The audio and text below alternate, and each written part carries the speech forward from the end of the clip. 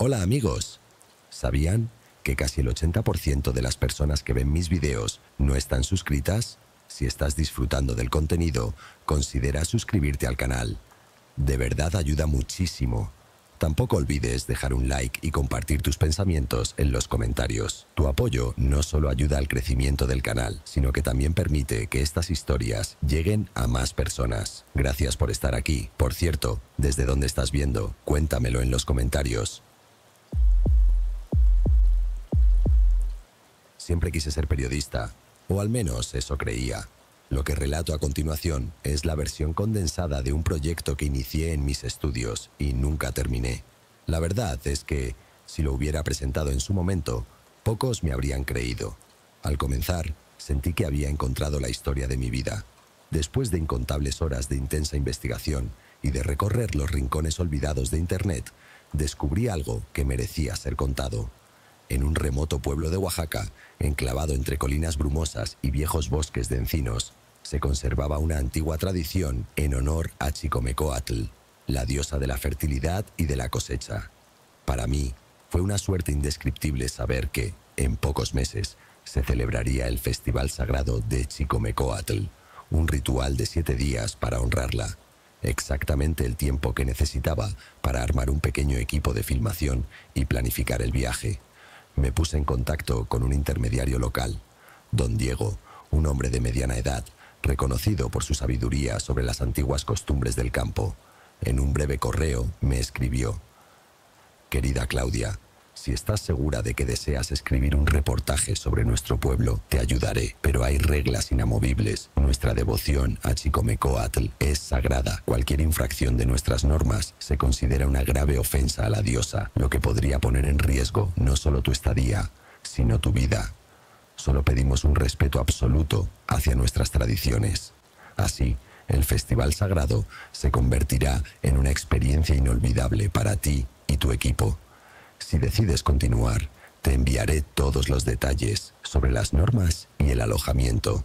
Con afecto, don Diego». La emoción me embargó. Por fin, todo parecía encaminado. Poco después, mi equipo y yo recibimos de don Diego instrucciones precisas sobre nuestra llegada y una lista de mandatos.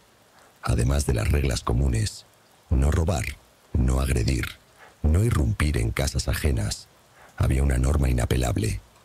Una vez iniciado el Festival Sagrado, está terminantemente prohibido abandonar el pueblo. Cualquier intento de fuga se considerará la máxima muestra de irreverencia hacia Xicomecoatl. Reuní a mi equipo, mis amigos más cercanos, con quienes habíamos realizado varios proyectos exitosos.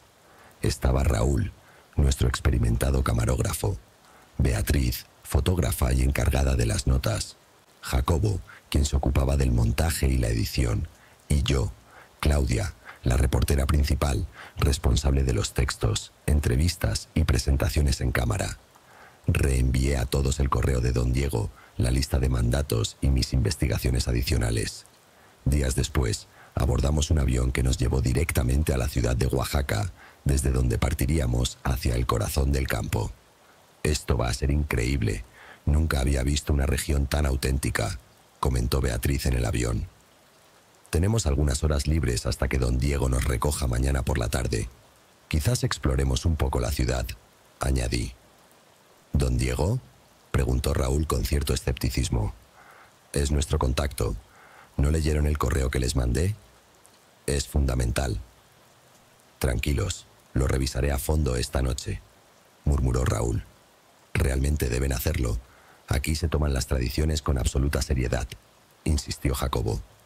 «Lo prometo», gruñó Raúl mientras asentía. Tras un largo vuelo y un breve descanso, llegamos a Oaxaca. Un taxi nos llevó a un pequeño hotel en el centro histórico, donde pasaríamos la noche, pues don Diego nos recogería al día siguiente.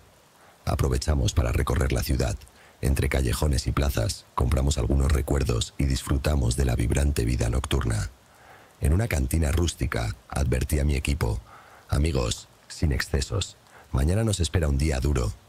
«Claro, jefa», rió Jacobo, pidiendo la siguiente ronda con un acento popular. Me sentía alegre hasta que, al salir del baño, una anciana se me acercó. «Perdón», dije con timidez. Mi español no es perfecto. La mujer no pareció entenderme y, en tono áspero y casi ancestral, gritó: «¿Qué hacen aquí? Están perturbando nuestros rituales sagrados». Desesperada llamé: «Jacobo, ayúdame».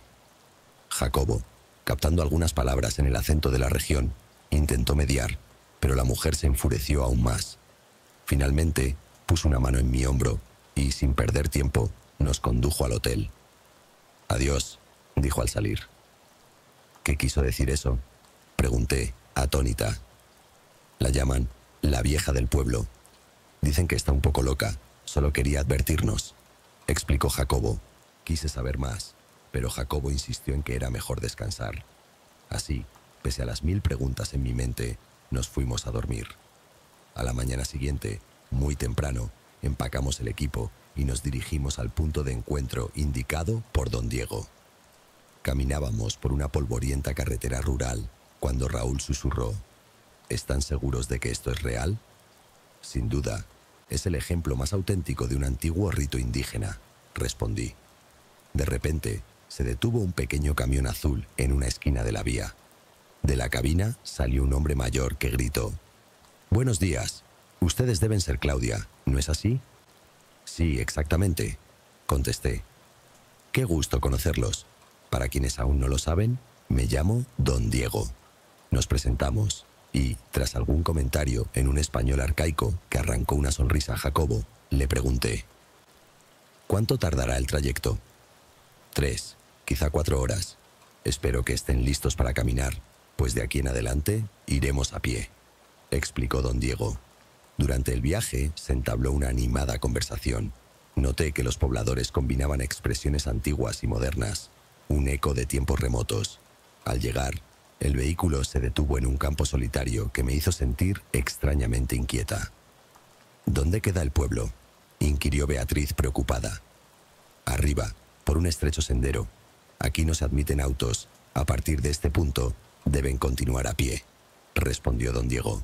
Bajamos del camión con cámaras, libretas y equipaje y emprendimos la empinada subida. La caminata fue ardua y pesó en nuestro ánimo, pero el panorama, extensos campos, huertos antiguos y un lago brillante, rodeado de construcciones de piedra, compensaba el esfuerzo.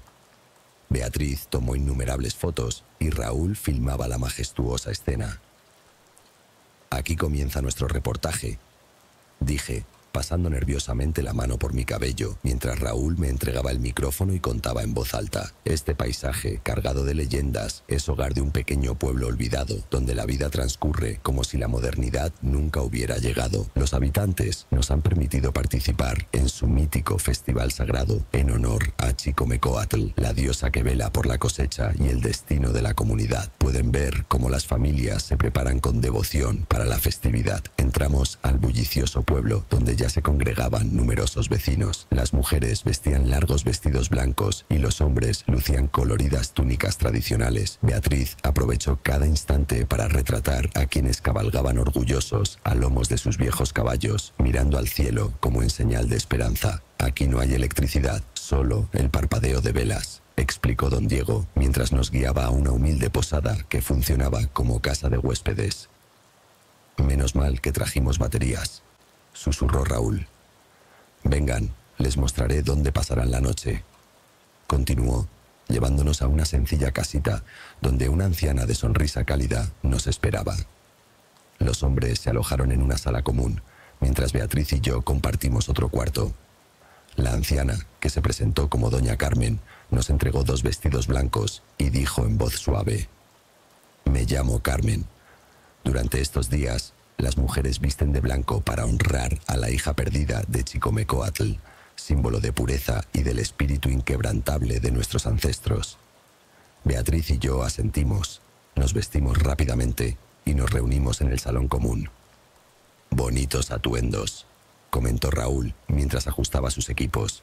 Carmen solo negó con la cabeza y murmuró algo ininteligible para volver a preparar el pan sencillo pero ritual, una ofrenda dedicada a la diosa. «Tus aretes parecen perturbarla», bromeó Jacobo. «No todos los estilos encajan aquí», replicó Raúl. «El blanco recuerda a la hija perdida de la diosa. añadió Beatriz. Según la leyenda, ella fue enviada al mundo de las sombras. Empecemos a grabar, ordené.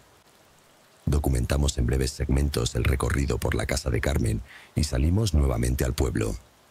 El festival sagrado se transformó en una celebración agridulce, en la que la algarabía se veía ensombrecida por rituales oscuros. Durante la primera noche se realizó la Carrera del Zorro, en la que se soltaron 6 zorros, cada uno con una antorcha encendida atada a su cola, en un espectáculo que evidenciaba el sufrimiento animal. Además, se sacrificaban cerdos, recordando la leyenda de un astuto zorro que robó las gallinas sagradas. Se competían en carreras de carretas, se ofrecían ofrendas en el altar, la música resonaba y, como era habitual, el mezcal fluía sin cesar. Conforme avanzaba el día, conseguimos entrevistar a una de las sacerdotisas, una de 4 figuras espirituales, entre sacerdotes y sacerdotisas, todas involucradas en la festividad. ¿Qué nos puede contar sobre el festival?, pregunté con cautela. Con la ayuda de Jacobo, quien traducía, la sacerdotisa respondió: celebramos para honrar a Chicomecoatl. Ella nos protege y da fertilidad. En tiempos de sequía, de hambre o cuando la comunidad amenaza con desintegrarse, nos une. Amamos a nuestra diosa, nuestra madre, y sabemos que ella nos ama sin condiciones. Somos verdaderamente bendecidos. ¿Cómo se reparte la tierra entre ustedes?, continué. Esta tierra no nos pertenece, es de Chicomecoatl. Cada uno aporta, a través del trabajo colectivo, para mantener la armonía, tradujo Jacobo con voz firme. Durante las entrevistas oímos repetidas expresiones de devoción. Todos sentían la cercanía de su diosa. Al mediodía, sin embargo, ocurrió algo que nos estremeció. Un muchacho de unos 15 años fue públicamente azotado. ¿Qué significa esto?, susurró Raúl mientras grababa. Fruncí el ceño cuando Beatriz quiso intervenir, pero don Diego nos detuvo. Es nuestra costumbre. No se entrometan. Él ha violado uno de los mandatos sagrados. A su padre le sucedió algo peor. Sin más discusión, don Diego nos apartó a pesar de nuestras protestas. Más tarde, Carmen nos sirvió una cena de carne, pan y verduras. Aunque supuestamente era carne de cerdo, su sabor era extraño y despertaba en mí un inquieto presentimiento. Tras cenar, nos dirigimos a la Carrera del Zorro. Carmen entregó a Beatriz y a mí unas antorchas y, en voz baja, dijo: las mujeres llevan las antorchas. Es un homenaje a la hija perdida de la diosa. Nos trasladamos a un extenso campo donde se había congregado una multitud.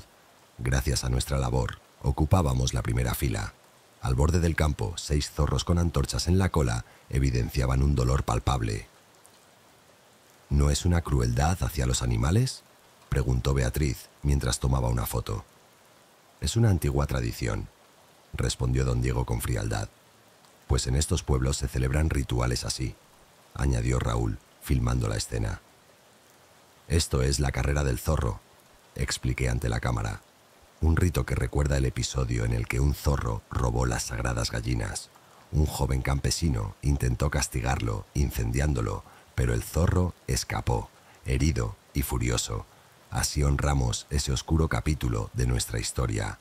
Los zorros fueron liberados y los vimos desaparecer en la penumbra mientras la multitud aclamaba y apostaba por su desenlace.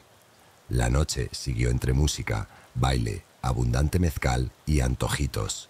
Más tarde, cuando sacaron un cerdo del corral, 2 hombres lo subieron a un altar de piedra en la plaza del pueblo.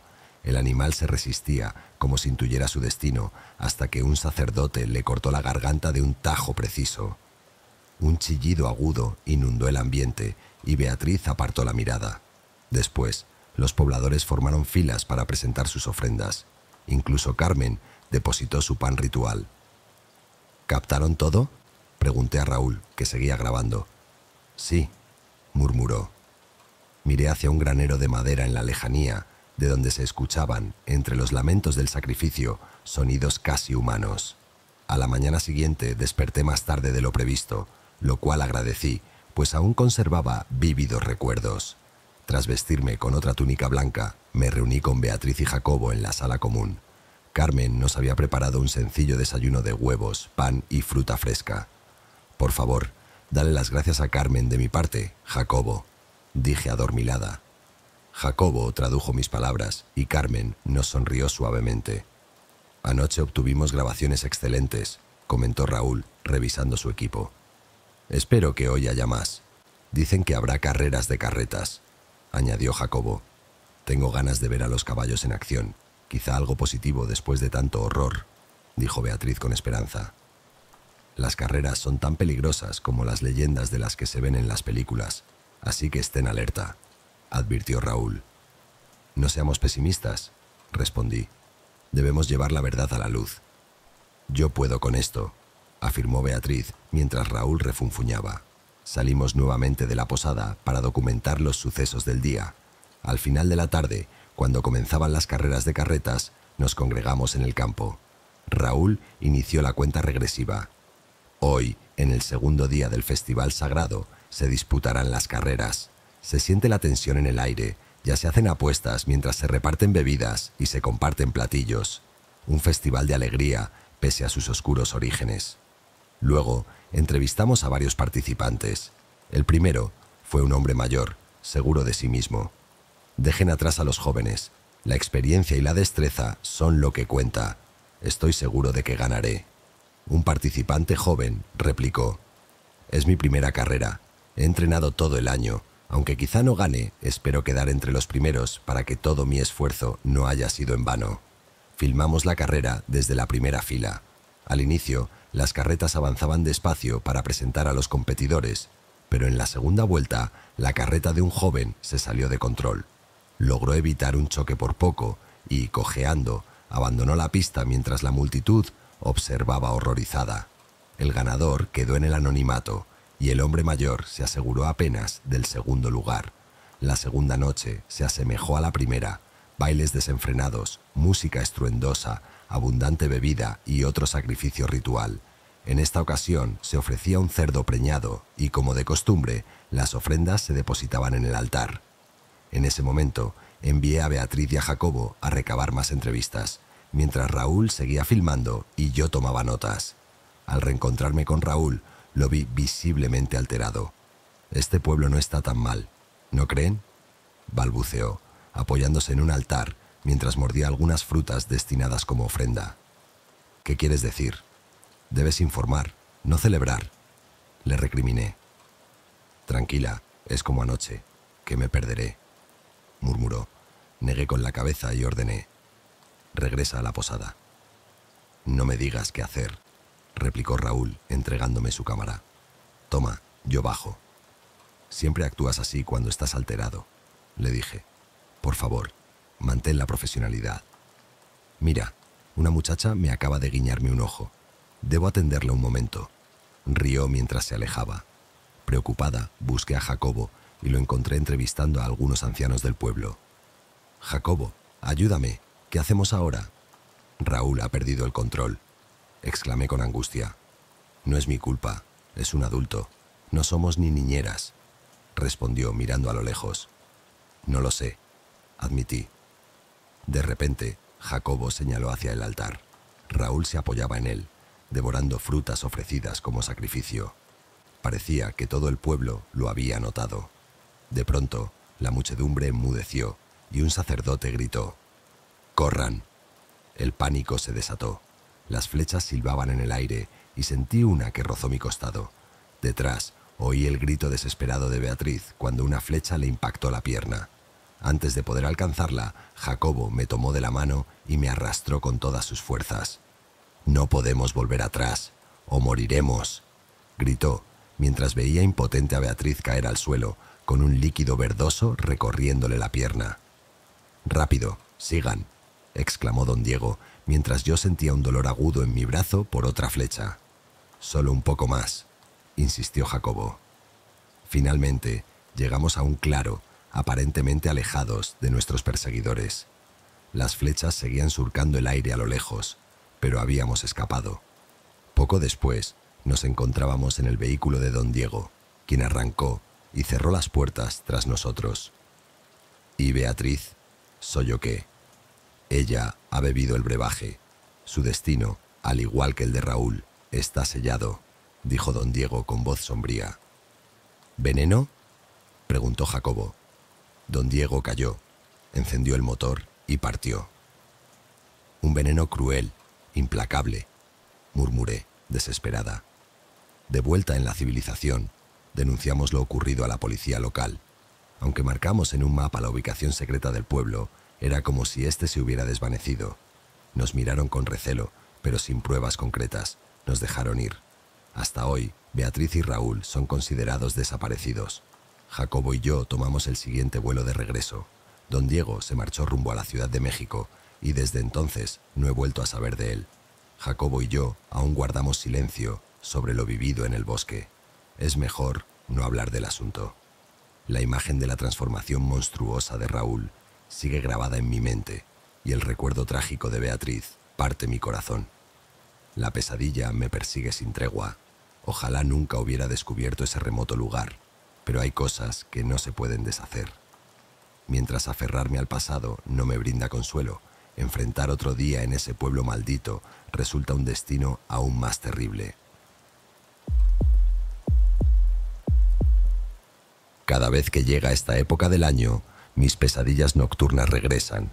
En mi cuarto oscuro y apenas iluminado, en la vieja casona de adobe de San Miguel de las Flores, me quedo despierta mirando el techo, dejando que los recuerdos de mi infancia resurjan, recuerdos tan repulsivos que apenas logro contener el trauma. Día de las Madres. ¿Qué significa este día para ti? Para la mayoría es un día de alegría y recuerdo, pero en San Miguel de las Flores la celebración siempre fue distinta, marcada por ritos ancestrales profundamente enraizados en nuestras tradiciones. Hace años que abandoné el pequeño pueblo, pero las sombras del pasado siempre me alcanzaban. San Miguel de las Flores, un rincón olvidado rodeado de caminos polvorientos y colinas de tierra roja, estaba impregnado de una fuerza misteriosa, como si una presencia ancestral vigilara sus secretos y mantuviera a los forasteros a distancia. ¿Ves aquellas colinas, Marlene?, preguntó mi hermano mayor, Héctor, mientras señalaba con el dedo las montañas envueltas en niebla en el borde del pueblo. Asentí en silencio. Quiero saber qué se oculta tras esas colinas, Héctor. Con una caricia áspera y paternal en mi cabello oscuro y rebelde, Héctor respondió: detrás de ellas debe haber algo mejor, niña. Vamos, mamá ya nos espera. ¿Qué mamá?, susurré con voz temblorosa. La frente de Héctor se llenó de arrugas de preocupación. Nuestra mamá, Marlene. Hoy es Día de las Madres. Día de las Madres, 2004. El día que he intentado borrar de mi memoria. Yo tenía apenas 9 años, y Héctor, ya en su adolescencia tardía, asumía el rol de protector, una carga que parecía pesarle más que cualquier otra cosa. Jamás llegué a conocer a mi padre biológico, y Héctor solía decirme que él no había sido más que una sombra de hombre. Mientras el sol abrasador calentaba el camino de tierra y mis pies descalzos sentían cada piedra, mi hermano y yo corríamos por las calles empedradas del pueblo. Pasábamos junto a vecinos vestidos con sencillas túnicas blancas, preparándose para la celebración del Día de las Madres. Sus sonrisas forzadas revelaban un secreto oscuro. Cada año, en este día, un maleficio antiguo parecía cernirse sobre San Miguel de las Flores, como si los habitantes estuvieran irremediablemente atados al mito de la madre. La madre. El padre Juan, nuestro cura, me había explicado que la madre era solo un símbolo de la naturaleza indómita y la fertilidad, un arquetipo para calmar nuestros temores. Pero yo sabía que sus palabras eran solo un intento de amainar mi terror. La madre era real, no humana, sino un ente ancestral que habitaba en una escarpada formación rocosa al oriente del pueblo. Los niños evitaban siquiera rozar la entrada de la oscura cueva, como si una fuerza invisible nos impidiera acercarnos. «No olvides cuidar de Lola», me recordó Héctor al pasar junto a una modesta hacienda. Con un suspiro resignado, me desvié hacia el pequeño establo, donde Lola, nuestra vieja y leal yegua de trabajo, ya esperaba. En San Miguel de las Flores no existían los modernos medios de transporte. La vida parecía haberse detenido en un tiempo olvidado. Frente a la casa de don Manuel, un oxidado camión de carga, era palpable el contraste entre el ayer y el hoy. De repente, mamá, mi verdadera madre, salió por la puerta trasera de la casa. Su sonrisa torcida se mezclaba con la de los demás habitantes en ese día, y en sus ojos brillaba un fulgor casi sobrenatural, como si una fuerza extraña la gobernase. «¿Te emociona el desfile, mi cielo?», preguntó con una voz que era a la vez cálida y aterradora. Apreté mi rostro contra el cuello de Lola. «¿No podemos simplemente celebrar en casa, mamá?». Sin previo aviso, me abofeteó. Grité, y en sus ojos vi reflejado el shock y la pérdida de control. En ese día maldito, yo supe instintivamente que ella se había perdido en el embrujo que pesaba sobre nosotros. «Ayuda a tu hermano con la entrega de la comida», ordenó, apartándose bruscamente. Con la mejilla palpitante, corrí de regreso a la casa en busca de Héctor. «¿Qué sucede?», preguntó con voz llena de inquietud al esperarme en el umbral. Mamá me golpeó. Solté entre sollozos. Héctor me esbozó una triste sonrisa antes de negar con la cabeza, como si quisiera rechazar el demonio que se había adueñado de aquel día. Él, ya casi un hombre, parecía haber sido marcado por el embrujo de la madre, mientras que nosotros, los niños, sentíamos no solo miedo, sino un profundo asco. «No te has puesto tu vestido», ordenó de repente. «Date prisa. Debemos llevar la comida al zócalo antes de que se acabe el tiempo». A regañadientes subí la chirriante escalera, sin apartar la mirada del oscuro semblante de Héctor, hasta que vi el vestido blanco, casi fantasmal, colgado en la puerta de mi cuarto, como si hubiese sido prestado de un antiguo cementerio. Temiendo el furor de mamá, me lo puse y ayudé a Héctor a cargar las cajas con frutas y verduras frescas. Nos unimos a una procesión de vecinos que murmuraban entre sí, avanzando hacia el histórico zócalo. Bajo un pórtico de madera tallada, adornado con guirnaldas que evocaban tiempos pasados, las farolas centenarias apenas lograban iluminar la escena. «La madre siempre sabe lo que es mejor», vociferaban en coro, mientras el eco de sus voces parecía relatar leyendas de siglos.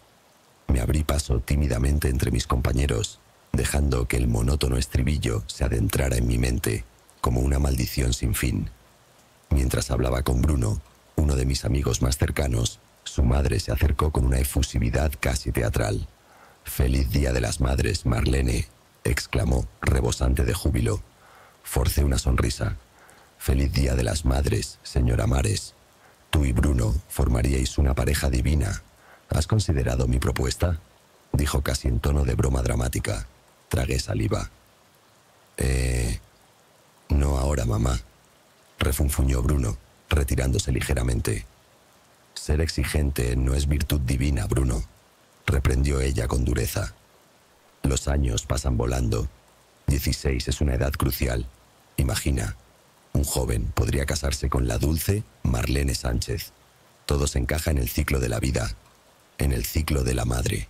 Por fortuna, el padre Juan apartó a la señora Mares, y Bruno me lanzó una mirada llena de horror.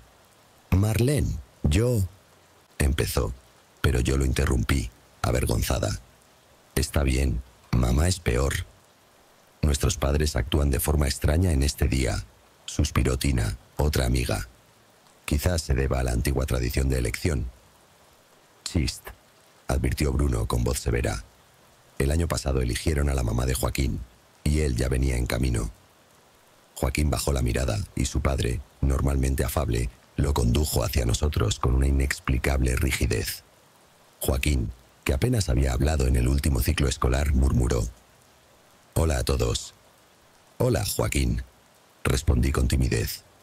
«¿Cómo te encuentras?». Con un sollozo, se limpió una lágrima con la manga de su chaqueta. «Mi papá no me dejó quedarme en casa». «Qué día tan maldito», murmuró Bruno. Un leve murmullo de risa nerviosa recorrió nuestro grupo.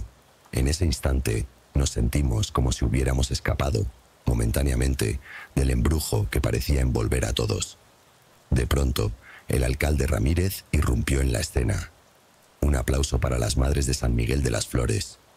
Invitó a una procesión de más de 100 madres, reunidas sobre una tarima de madera en el borde del zócalo. Los vecinos aplaudían con tanta fuerza que parecía que sus manos pudieran sangrar. Héctor me abrazó protegiéndome. «Todo estará bien», susurró. Observamos cómo mamá, con el mismo vestido blanco inmaculado que las demás mujeres en el escenario, se unía a la fila de madres. Felicitaciones a todas quienes han traído vida a este mundo. Hoy están nominadas para la elección. Se honra a las madres de todas las edades en este día sagrado, anunció el alcalde con voz solemne. Pero recordad, todos somos hijos de la madre. La madre siempre sabe lo que es mejor, entonaron los adultos en coro. Ella da, y nosotros recibimos, suspiró el alcalde. Cada año la honramos para que su benevolencia nunca se agote, y algún día, según cuentan las leyendas, una madre deberá ser ofrecida a la madre. Escuché que el pequeño Juan se desmayó la semana pasada cerca de las colinas, susurró Tina. Nadie se atreve a cruzar las colinas, tragó Bruno. Don López, el tendero del pueblo, nos miró con esa expresión enigmática que los adultos exhibían en ese día. La elección es una tradición justa, explicó el alcalde Ramírez. Yo sacaré un número y la madre reclamará su sacrificio. La tensión se palpaba en el aire cuando el alcalde sacó un sombrero de fieltro desgastado. Del interior extrajo un pequeño papel, lo desplegó y asintió lentamente. Juliana Sánchez. Un júbilo colectivo estalló y mi rostro, ya marcado por los eventos previos, se volvió helado.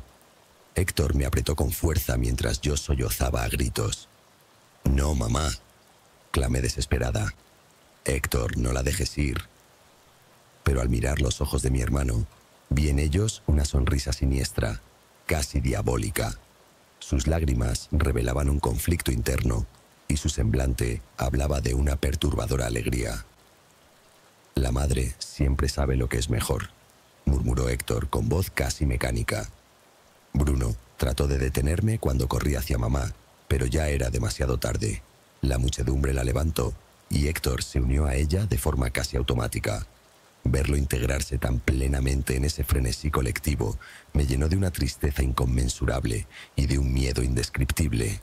Solo mis amigos más cercanos conservaron su humanidad en aquel instante. Nos separamos y seguimos la procesión por estrechas y empedradas calles. Cruzamos un abismo profundo y llegamos a la oscura cueva en el límite del bosque. Ese lugar en el que, según la leyenda, habitaba la madre. «La cueva de los espíritus», susurró Tina con voz temblorosa. «Basta ya», replicó Bruno, apretando suavemente su mano.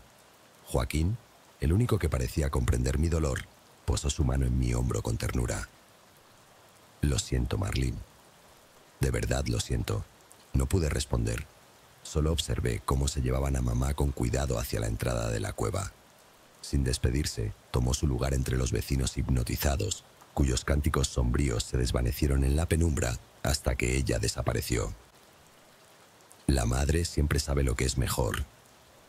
Poco a poco, la muchedumbre se disolvió. Una hora más tarde, mis amigos se retiraron. Bruno se quedó a mi lado hasta que el crepúsculo tiñó el cielo de un rojo sangriento. «No puedo quedarme más», murmuró. «Mi mamá me maldeciría. Si quieres, ven a mi casa». «Ya no me queda nada», le corté, helada. Cuando la noche descendió, me encontré sola, con lágrimas en los ojos frente a la cueva. De pronto, escuché el eco atronador de la voz de mi madre, un grito que emergía desde las profundidades, seguido de sonidos siniestros, madera rompiéndose, barro crujiente y el crujir de huesos fracturándose. Y luego, algo más.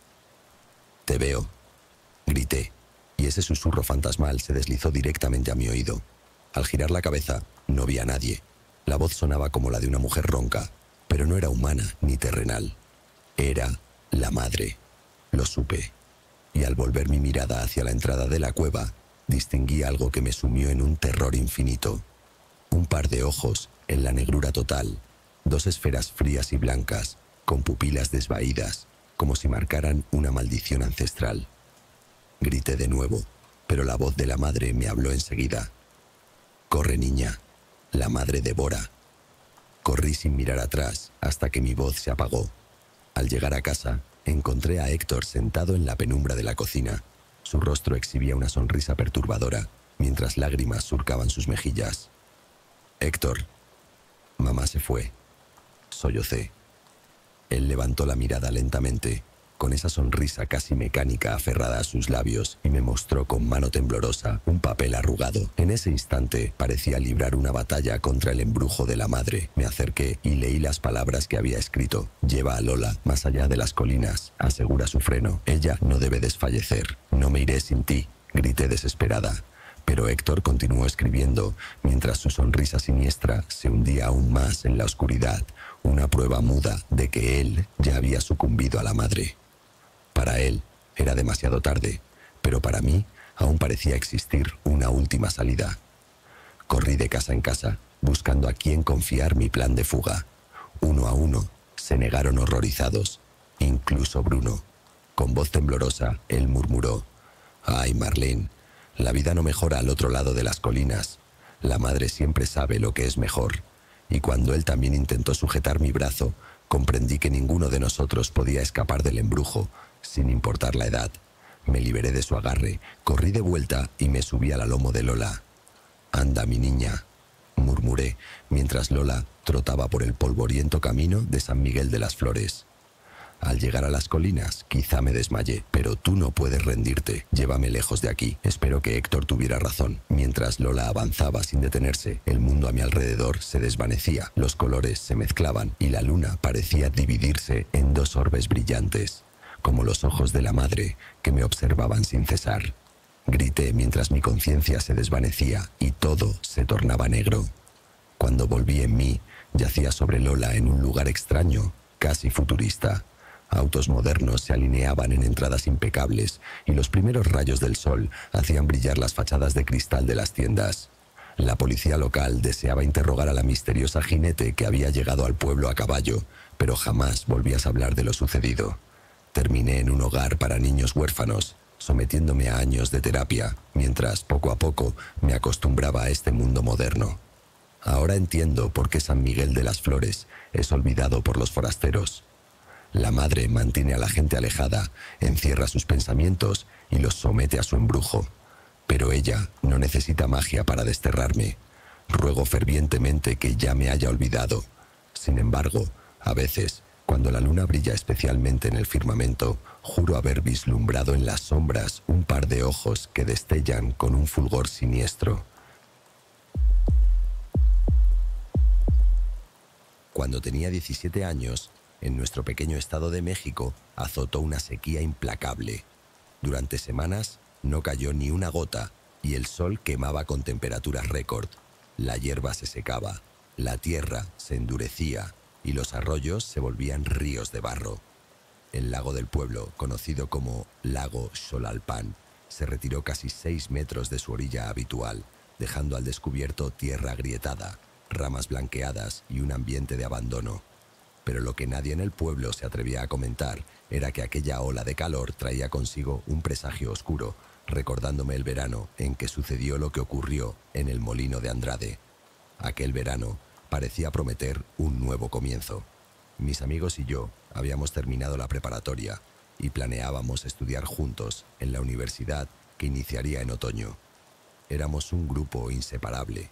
Yo, conocida por mi calma, Ana, mi mejor amiga, y los hermanos Jorge y Lucía, quienes compartían un lazo muy especial, junto a 2 compas, Miguel y Carlos. Juntos formábamos la Pandilla Fantástica y teníamos sueños por cumplir. La familia de Jorge y Lucía poseía una pequeña finca a orillas del lago Xolalpan, donde alquilaban bicicletas, canoas, kayaks y paddleboards a los vecinos que buscaban refrescarse y disfrutar del agua.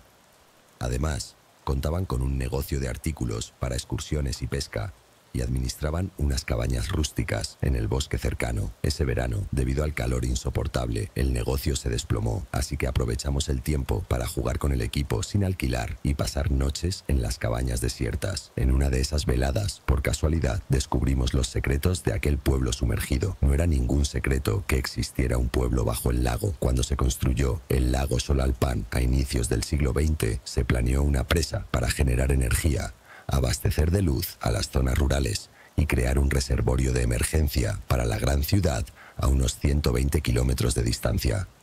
El área a inundar comprendía algunos campamentos de leñadores, una antigua mina de carbón y unas cuantas fincas familiares. El pueblo del Molino de Andrade, sin embargo, no iba a ser sumergido por completo. Los ingenieros, responsables de la construcción de la presa, aseguraron a los habitantes que su pueblo se transformaría en un destino vacacional a orillas del lago. La comunidad, compuesta en su mayoría por inmigrantes italianos y de Europa del Este que trabajaban en la enlodada fábrica de papel de la familia Andrade, se llenó de esperanza. Los Andrade habían sido unos de los primeros en la región, unos suecos que, especulando con tierras y explotando la madera y el papel, se hicieron millonarios y controlaban prácticamente todo el pueblo. Poseían el molino, la tienda de abarrotes, el negocio de forrajes e incluso la única patrulla de seguridad, que en realidad era la policía local. Así, cuando se anunció la posibilidad de un empleo diferente, libre del yugo de los Andrade, la emoción se apoderó de todos. Pero los cálculos de los ingenieros fueron desastrosos.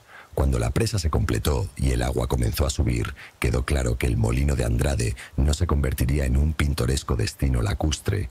Se vería sumergido al menos 6 metros bajo la superficie. El Estado obligó a evacuar a los habitantes de manera apresurada, pagando sumas exorbitantes para enterrar el escándalo. Se cuenta que algunos se negaron a creer que el agua engulliría su hogar y se quedaron en sus casas hasta que las autoridades, en botes, los forzaron a abandonar todo.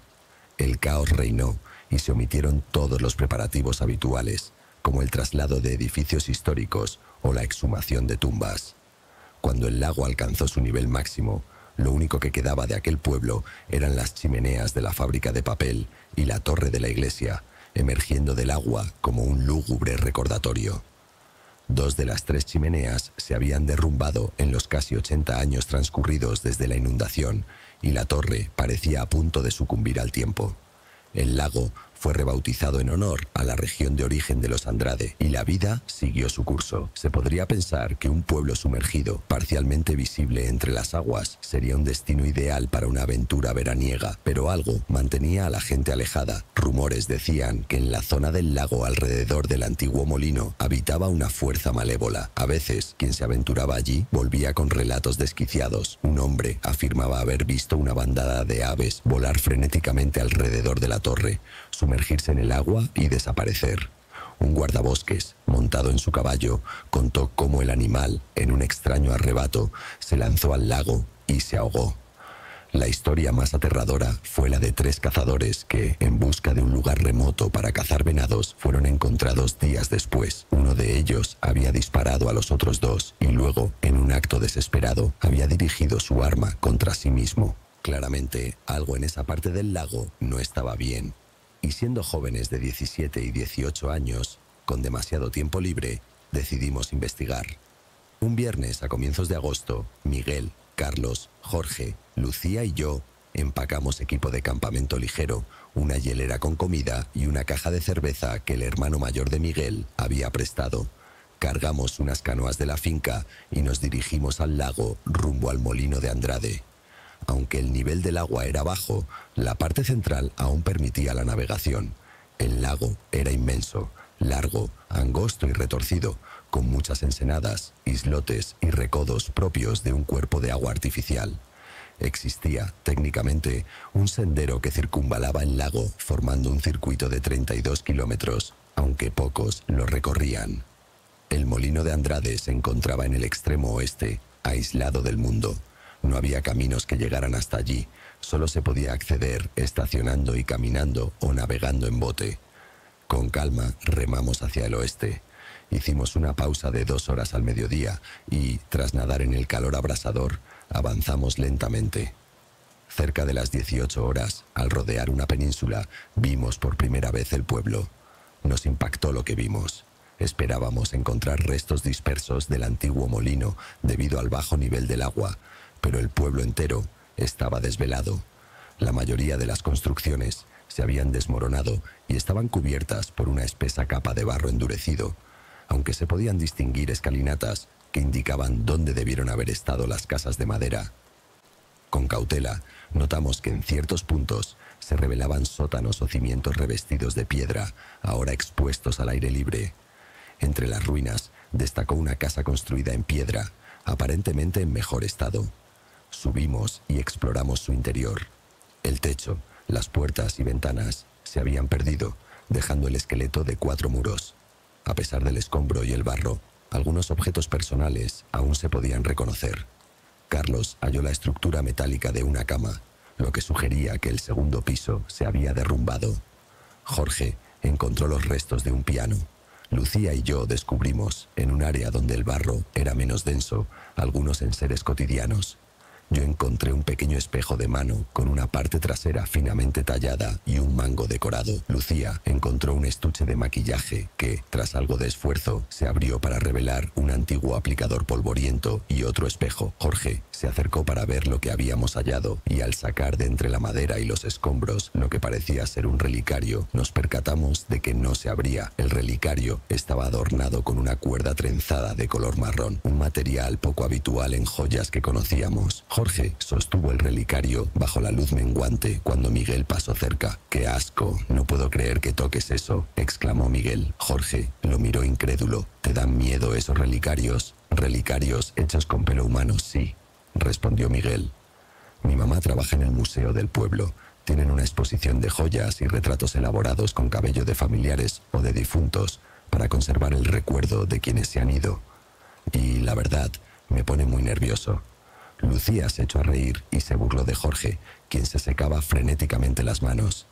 Miguel, con voz serena, recogió el relicario para mostrárselo a su madre, mientras Jorge proponía armar un campamento y preparar la cena. Lucía y yo guardamos el espejo en nuestras mochilas y seguimos a los chicos de regreso al bosque. Hasta ese momento, nuestro pequeño aventurar parecía inofensivo. Creímos que las leyendas sobre una maldición o una fuerza oscura en el molino de Andrade eran meros cuentos del pueblo. Esa noche, sin embargo, el ambiente se tornó inquietante. Ya entrada la oscuridad, nos sentamos los 5 alrededor del fogón, encendido con suma precaución debido al riesgo de incendio en plena sequía. Entre risas y pláticas, comencé a sentir una extraña ansiedad, como la de olvidar algo muy importante justo antes de que empiece una clase. Mientras Carlos relataba una historia dramática que todos conocíamos, yo me quedé en silencio, prestando atención al entorno. Fue entonces cuando noté que el bosque había callado. Ni grillos, ni murciélagos, ni el canto de algún ave. Solo se oía el crepitar del fuego y el murmullo de mis amigos. Casi en pánico, pues era como sentir que algo estaba acechando, escuché el crujir de hojas detrás de mí. Grité, salté y encendí mi linterna a toda prisa, recorriendo el bosque en esa dirección. Pude oír a mis amigos preguntar qué pasaba, pero seguí sin responder hasta que mi haz de luz iluminó un par de ojos fijos. Ana se acercó y añadió la suya, y en la luz combinada vi un par de venados, una hembra y su cría. Miguel, Carlos y Mateo se rieron de mi reacción, pero Ana, al ver mi temor, comentó que era extraño que esos animales se acercaran tan decididamente a nuestro campamento. Bajamos un poco la intensidad de la luz y los venados se giraron y se marcharon. Fue en ese momento que noté algo perturbador. A la hembra le faltaba la pata trasera izquierda desde poco encima de la rodilla. Al amanecer, salí del campamento en busca de un lugar para hacer pis, y lo que vi me heló la sangre. Los 2 venados de la noche anterior yacían muertos a menos de 5 metros de nuestro campamento. La hembra, aunque sin huellas de ataque animal, mostraba ojos desorbitados y la lengua hinchada, mientras que el cervatillo estaba despedazado, con extremidades esparcidas y un torso abierto, como si hubiera sido devorado en parte por animales salvajes. Lo más espeluznante era la cabeza del pequeño, aplastada por la fuerza de una rama, imitando un macabro trofeo. Grité y mis amigos corrieron hacia mí, pero se detuvieron, horrorizados, al ver la escena ensangrentada. Finalmente, Ana dijo lo que todos pensábamos. Alguien lo hizo. Fue obra de un hombre. Carlos intentó argumentar que tal vez coyotes habían sido responsables, pero Ana lo silenciaba. Los coyotes no hacen eso, no dejan tanta carnicería. Esto pasó tan cerca de donde dormíamos, añadí con la voz temblorosa. ¿Cómo pudo suceder sin que oyéramos nada? Nadie tenía respuesta. El temor se apoderó de nosotros y me pregunté si alguien nos había observado durante la noche. Por suerte, Miguel sugirió recoger nuestras cosas y marcharnos, dejando para otro día la exploración del pueblo. Todos estuvimos de acuerdo y pronto remábamos de regreso por el lago. Aún recuerdo esos momentos tranquilos mientras cargábamos el equipo y deslizábamos las canoas en la dorada luz matutina. Parecía que el peligro estaba atrás y que el lago nos protegía, a diferencia del bosque. Sin embargo, el destino tenía otros planes. Mientras avanzábamos, con pausas para beber de la cerveza que aún quedaba, sentí una pequeña vibración bajo mi asiento, como si algo hubiese golpeado con fuerza la base de mi canoa. Grité, retiré mi remo del agua y la canoa se lanzó hacia adelante, empapando a Ana. Por fortuna, logramos mantenernos a flote. «¡Algo nos está atacando desde abajo!», gritó Carlos, que se inclinaba para evitar que su canoa volcara. Vi cómo su bote se balanceaba peligrosamente y Mateo, con su remo, intentaba estabilizarse, pero sin éxito. De repente, con un estruendo ensordecedor, la canoa de Jorge fue lanzada al aire, como si una explosión desde las profundidades la hubiera sacudido. Jorge salió despedido, con los brazos aleteando y el remo en la mano, y al caer parecía momentáneamente ileso, pero luego lo vimos ser arrastrado violentamente bajo el agua. Eso fue lo último que pude ver de él. No recuerdo cuánto tiempo buscamos a Jorge desde los botes. Finalmente, uno de los muchachos, cuyo nombre se me escapó, sugirió ir a la orilla, aferrándose a la tenue esperanza de que Jorge hubiese llegado nadando hasta allá, aunque sabíamos lo absurdo de tal idea. Con el corazón encogido, bajamos a tierra. Carlos corrió a buscar ayuda. Estábamos tan alejados de la cobertura telefónica que solo pudo prometer llamar a la policía en cuanto llegara a algún camino. Mientras tanto, Ana y yo tratábamos de mantener la calma. Mateo, sorprendentemente sereno, nos aseguraba que la policía llegaría pronto en bote y que encontrarían a Jorge. Entre sorbos de la cerveza que quedaba, intentamos olvidar el horror de ver a nuestro amigo ser arrastrado sin remedio por fuerzas desconocidas. Mientras remábamos de regreso, parecía que el lago nos ofrecía una protección inusual, pues al estar en el agua teníamos una amplia visión de nuestro entorno. Sin embargo, a mitad del trayecto sentí otra sacudida. Esta vez, la canoa de Miguel y Carlos se estremeció violentamente. Algo golpeó el costado, haciendo que el bote se balanceara de manera peligrosa y forzando a Miguel a extender los brazos para evitar caer. Jorge, a quien aún no habíamos recuperado, parecía haber sido nuevamente arrastrado. Con un inmenso chapoteo, la canoa se elevó, como si una explosión submarina la hubiese sacudido, y Jorge voló por el aire. Lo vimos caer y desaparecer bajo las aguas turbulentas. Eso fue lo que vi, lo que Ana, Miguel, Carlos y yo presenciamos con horror. Recuerdo esos momentos desesperados en los que remábamos con todas nuestras fuerzas, escudriñando en la turbiedad del agua en busca de Jorge, mientras Ana lloraba desconsoladamente por su hermano. Con el temor haciendo estragos en nuestras mentes, alguien sugirió ir a la orilla, aferrándose a la mínima esperanza de que Jorge hubiera nadado hasta allá y simplemente no se viera. Con retazos de esperanza, bajamos a tierra. Sin embargo, el silencio del lugar, junto con la ausencia de respuestas, hacía que la pesadilla se sintiera interminable. Esa noche, yo creí haber tenido un sueño. Soñé que estábamos de nuevo en el campamento y que la cabeza de Jorge, inexplicablemente, reposaba sobre una rama, como una macabra burla a la muerte. Al despertar, mi cama estaba empapada, no por sudor, sino como si alguien hubiera derramado un cubo de agua sobre ella. Al principio pensé que yo misma la había mojado, pero pronto comprendí que mi cuerpo no podría haber producido tal cantidad. Desconcertada y asustada, encendí todas las luces, pero el ambiente en la habitación parecía normal, salvo por la inquietud persistente. Mientras revisaba mis cosas, mi celular vibró con un mensaje de Ana. ¿Estás despierta? ¿Hablamos? Era temprano y, aún confundida, contesté. Estoy. ¿Me llamas?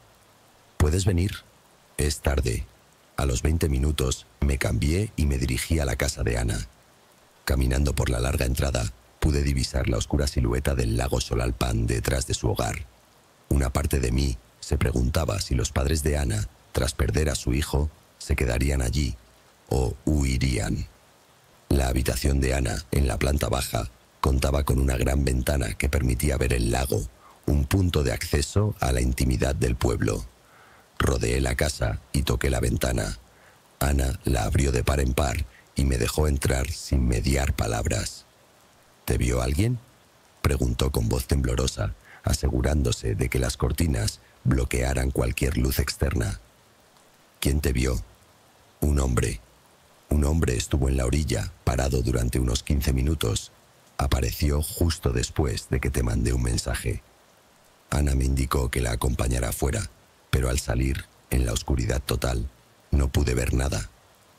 No logro distinguirlo, dije, insegura. Estuvo ahí, mirando fijamente hacia mi ventana, insistió Ana, con voz entrecortada. Al principio pensé que fuera Jorge, pero luego me di cuenta de que era demasiado grande y ancho. Me asusté muchísimo. ¿Será que soñaste? Traté de calmarla. No, yo lo vi claramente, replicó, mirando hacia la negrura. Decidimos compartir la cama esa noche. Nadie quería dormir, pero la compañía reconfortaba, aun cuando el miedo persistía. Horas más tarde, mientras intentábamos conciliar el sueño, escuchamos un grito que nos despertó. La madre de Ana, madrugadora, salió a preparar café al amanecer y, al asomarse por la ventana trasera, encontró algo en el patio. Corrió gritando y junto a Ana salimos a ver qué sucedía. Allí yacía Jorge, en el jardín, tendido de espaldas. Por un breve instante pensé que estuviera vivo, que tal vez hubiera salido del agua, pero al acercarme comprendí que no podía ser así. Sus ojos, abiertos y vidriosos, miraban fijamente al vacío. Su boca estaba entreabierta, su piel pálida y abultada, y su ropa empapada del agua. Jorge había muerto, evidentemente ahogado, pero lo más perturbador era cómo su cuerpo había llegado al jardín, a 15 metros de la nueva orilla del lago.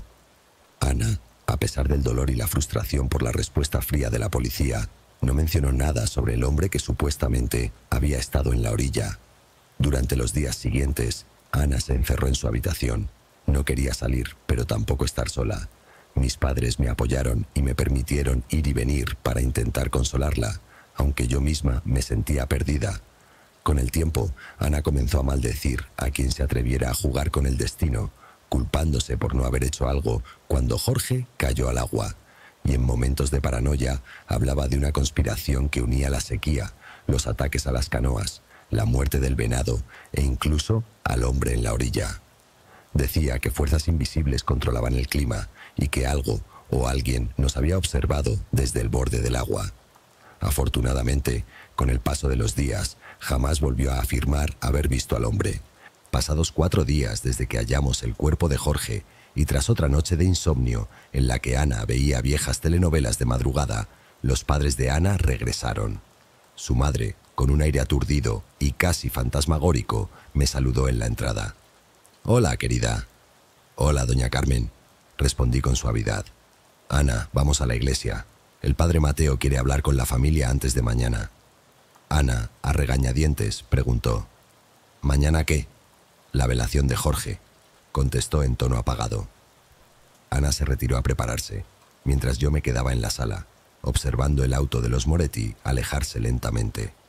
Sin saber qué hacer, llamé a Miguel para contarle lo sucedido. Él, serio y compasivo, me invitó a su casa. Sentados en su habitación, Miguel me dijo: «Sé que esa noche algo estuvo acechando, algo que mató a esos venados y golpeó nuestras canoas». Ana estaría de acuerdo. Ella cree que todo está conectado. Solté entre sollozos. Miguel suspiró. Lo que vi en el agua fue brutal.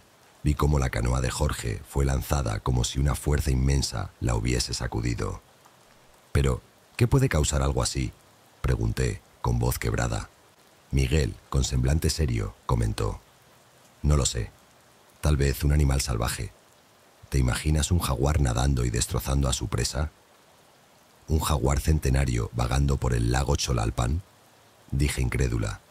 Miguel sonrió nerviosamente. «Quizás sea una familia de jaguares, escapados de un circo, viviendo en el bosque desde hace generaciones». Aunque la idea parecía absurda, entre lágrimas nos reímos, reconociendo lo trágico de haber perdido a Jorge. Decidimos que lo mejor era investigar la historia del molino de Andrade. Miguel me contó que su abuela había nacido en aquel pueblo antes de la inundación y que aún guardaba recuerdos de la época.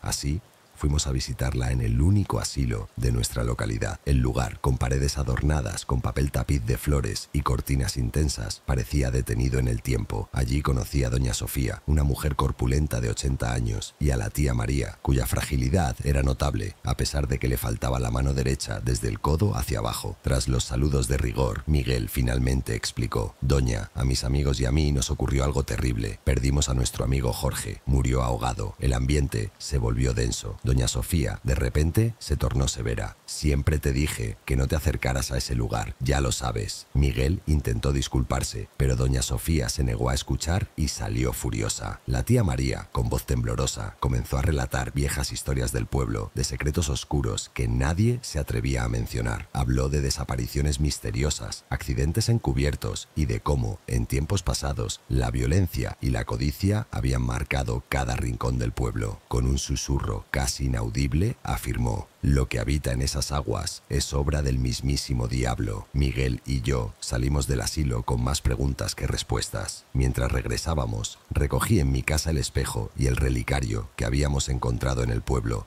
objetos que ahora parecían tener un siniestro significado. La tensión era tanta que al subir las escaleras juré escuchar un susurro que decía: «¡Zorra!». El escalofrío me recorrió, pero intenté ignorarlo y bajé rápidamente, encontrándome con Miguel, quien me presentó el relicario. En medio de la conversación, la mamá de Miguel, que trabajaba en el museo local, se unió y nos mostró parte de la colección de reliquias y recuerdos históricos del pueblo. Entre relatos sobre la familia Andrade, ahora contada con todos los matices de la opresión y la explotación en el México rural, se mencionó que muchos accidentes y desapariciones habían sido encubiertos por los poderosos. De regreso a casa, la tensión era insoportable. Mientras discutíamos acaloradamente sobre lo ocurrido, mi celular vibró con un mensaje de Ana. «Por favor, ven». La velación se canceló. Mostré el mensaje a Miguel y, sin mediar palabra, él abrió su coche y nos dirigimos a la casa de Ana. Allí, la atmósfera era aún más sombría. Frente a la ventana, en la penumbra, se divisaba el oscuro contorno del lago Xolalpan. Miguel y yo nos acercamos al dormitorio de Ana. Desde allí se veía el lago, lo que me puso la piel de gallina. Tocamos la ventana y, tras abrirla, Ana nos dejó entrar sin tanteos, con un semblante aún más desolado que al amanecer. Apenas dijo: «La iglesia ya enterró a Jorge anoche». «¿Cómo?», preguntamos al unísono. Ana, con la mirada perdida, explicó que, luego de la intervención de la policía, la funeraria embalsamó a Jorge y, tras una ceremonia apresurada, lo enterraron en la iglesia sin siquiera esperar a que la familia fuera notificada. Miguel y yo estábamos en shock. Esa noche, mientras el dolor de Ana se mezclaba con el terror, tuve otro sueño perturbador.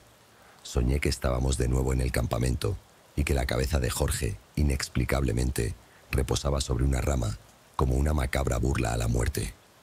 Al despertar, mi cama estaba empapada y, en medio del desconcierto, mi celular sonó nuevamente.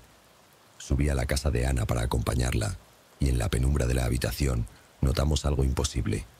En el gran espejo colgado sobre una cómoda se reflejaba la figura de un hombre. No se distinguían bien sus rasgos, pero era innegable su presencia. Ana susurró: «¿Hay alguien en el espejo?».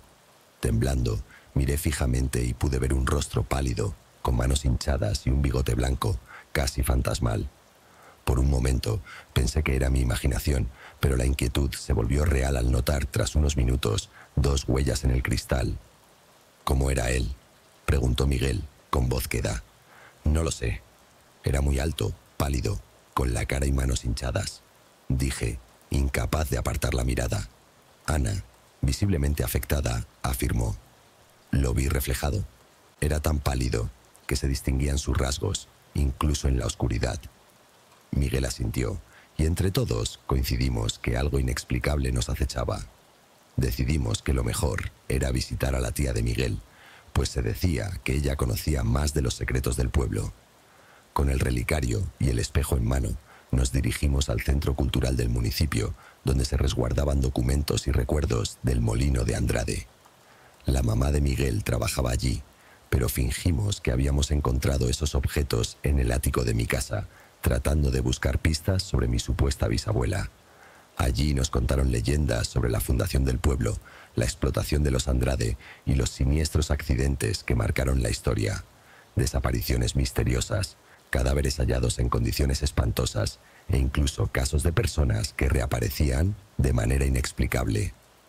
Al salir del centro cultural, discutíamos acaloradamente sobre lo sucedido.